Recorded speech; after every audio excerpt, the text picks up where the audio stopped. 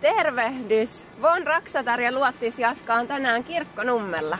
Joo, ja me mennään tapaamaan meidän nosturikuljettaja, mikä työskentelee korkeimmassa paikassa Suomessa.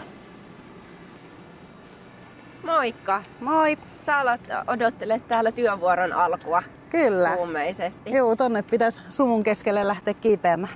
Okei, kauas sä oot ollut täällä hommissa nyt? Täällä semmonen 1,5 vuotta. Mä olin ihan ensimmäisiä kuskeja täällä. No niin, tuttu paikka ja Kyllä. tutut portaat kiipeillä Juu, tänne. kyllä. Mikä saisit alun perin hakeutumaan tänne melko miesvoittoiselle alalle, jos niin voi sanoa? No mä aloin miettiä semmoista ammatinvaihtoa jossakin vaiheessa ja mun isä on torninosturin kuljettaja. Ja se pitkän aikaa joutui puhumaan, että ennen kuin minua alkoi kiinnostamaan ja pääsin kiipeämään hänen nosturiin ja siitä se sitten lähti, kun sinne pääsi istahtaa penkkiin, että vitsi mä haluan oppia hallitsemaan tätä isoa konetta ja niin. Sillä tiellä.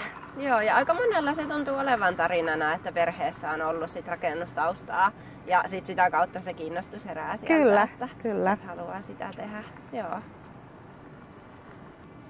Sä lähdet kiipeilemään tonne vai menetkö hissillä tuonne sinun kopperoon niin sanotusti nosturiin?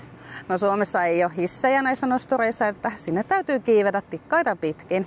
Okei, kauanko menee aikaa työmatkaan niin sanotusti ennen kuin saavut Maankavaralta sinne yläkertaan? No tonne 200 metriin menee semmoinen 0,5 tuntia kiivetessä, että semmoista rauhallista kiipeilyä, niin ei ole ihan läkähyksissä sitten tuolla ylhäällä. Kyllä.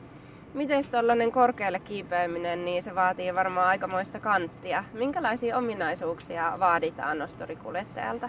No ei saa ennen kaikkea olla sitä korkean paikan kammoa. Ja sitten täytyy olla stereonäkö.